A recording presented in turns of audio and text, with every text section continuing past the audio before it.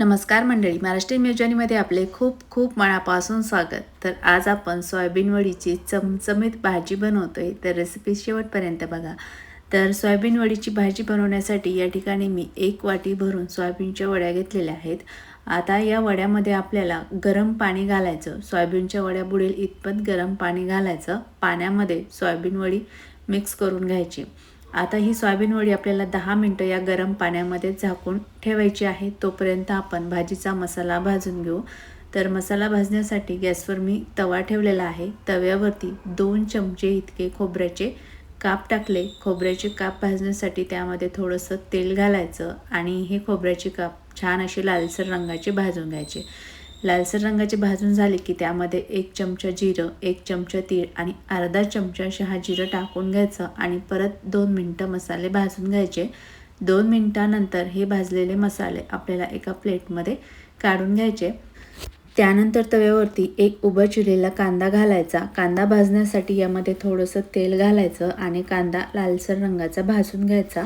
कांदा लालसर रंगाचा भाजून झाला की यामध्ये एक मध्यम आकाराचं टोमॅटो उभं चिरून घालायचं.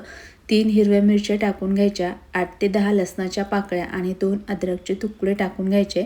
या मसाल्यामध्ये थोडंसं मीठ घालायचं आणि हे परत सर्व मसाले आपल्याला 2 ते 3 मिनटं भाजून घ्यायचे. 3 मिनटानंतर तुम्ही इथे बघू शकाल की टोमॅटो आता छान सॉफ्ट भाजून झाला. तर आता भाजलेले सर्व मसाले प्लेटमध्ये काढून पूर्णपणे थंड करून घ्यायचे. थंड झाल्यानंतर सर्व मसाले मिक्सरच्या भांड्यामध्ये घालायचे आणि या मसाल्यामध्ये थोडासा कोथिंबीर घालायचा. सुरुवातीला पाणी न टाकता मसाला ग्राइंड करायचा आणि त्यानंतर पाणी टाकून मसाला स्मूथ ग्राइंड करून घ्यायचा. तर इथे मी मसाला ग्राइंड करून घेतलेला आहे. तुम्ही बघू शकता स्मूथ मसाला ग्राइंड झाला. आता ग्राइंड केलेला मसाला थोड्या वेळासाठी बाजूला ठेवू आणि त्यानंतर आपल्या सोयाबीनच्या वड्या पाण्यामध्ये टाकून 10 मिनटं झाली आहे. 10 मिनटानंतर आता ह्या सोयाबीनच्या वड्या एखाद्या चाळणीमध्ये काढून घ्यायच्या. इथे आपल्या सोयाबीनच्या वड्या गरम आहे त्यामुळे ह्या सोयाबीनच्या वड्या थंड करण्यासाठी यावरती थोडंसं थंड पाणी घालायचं. थंड पाण्यामुळे सोयाबीनच्या वड्या पटकन थंड होतात आणि त्यानंतर सोयाबीनच्या वड्या हाताने दाबून अशा पिळून घ्यायच्या, म्हणजे सोयाबीन वड्यातील सगळं एक्स्ट्राचं पाणी आपल्याला काढून घ्यायचं. तर सेम पद्धतीने सर्व सोयाबीन वड्यातील पाणी मी काढून टाकलं आहे. त्यानंतर गॅसवर कढई ठेवायची. कढईमध्ये 2 चमचे तेल टाकून घ्यायचे आणि या तेलामध्ये आपल्या सोयाबीन वड्या टाकून घ्यायच्या. सोयाबीन वड्यामध्ये पाव चमचा मीठ घालायचं आणि हाय फ्लेमवर आपल्याला या कढईमध्ये ह्या सोयाबीनच्या वड्या 2 मिनटं भाजून घ्यायच्या. भाजून घेतल्यामुळे सोयाबीन वड्याची चव छान लागते. तर या ठिकाणी 2 मिनटं सोयाबीनच्या वड्या मी भाजून घेतलेल्या आहेत. आता भाजलेल्या सोयाबीनच्या वड्या आपल्याला एका बाउलमध्ये काढून घ्यायच्या आणि त्यानंतर त्याच कढईमध्ये मी इथे 4 ते 5 चमचे तेल टाकून घेतलं. या तेलामध्ये आपण जो मसाला ग्राइंड केलेला आहे तो सर्व टाकून घ्यायचा आणि तेलामध्ये हा मसाला मिक्स करायचा आहे. तर आता हाय टू लो फ्लेमवर हा मसाला 3 ते 4 मिनटं परतून घ्यायचा. 4 मिनटानंतर बघू शकाल की मसाल्याने तेल सोडलेलं आहे.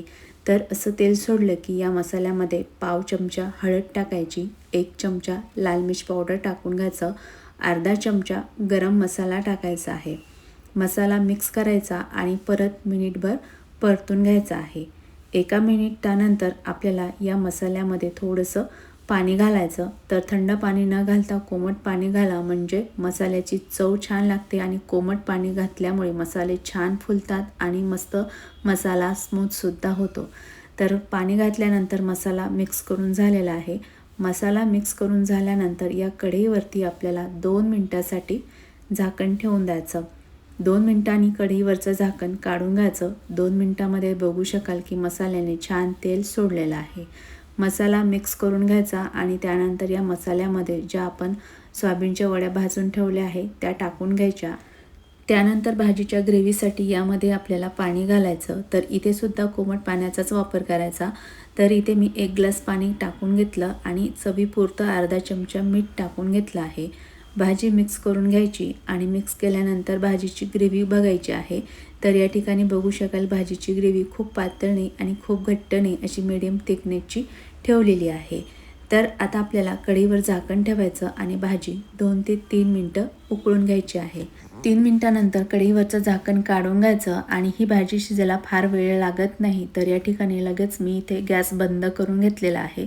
गॅस बंद केल्यानंतर तुम्ही ते बघू शकाल की भाजीच्या वरती मस्त तर्री आलेली आहे आणि खूप मस्त झणझणीत चमचमीत अशी आपली सोयाबीन वडीची भाजी तयार झाली आहे। भाजीची ग्रेव्ही बघू शकता, खूप छान तयार झालेली आहे। तर तयार झालेल्या भाजीमध्ये थोडासा बारीक चिरलेला कोथिंबीर घालून मिक्स करून घ्यायचा। तर तयार झालेली गरमागरम चमचमीत सोयाबीन वडीची भाजी एका प्लेटमध्ये काढून घ्यायची। भाजी बघू शकता, खूप छान तयार झालेली आहे। तर माझ्या पद्धतीने अशी सोयाबीन वडीची भाजी तुम्ही नक्की करून बघा, तुम्हाला पण खूप आवडेल। रेसिपी आवडली असेल तर रेसिपीला लाईक आणि चॅनलला सबस्क्राईब केलं नसेल तर प्लीज सबस्क्राईब करा। परत भेटूयात पुढच्या व्हिडिओमध्ये, तोपर्यंत बाय बाय।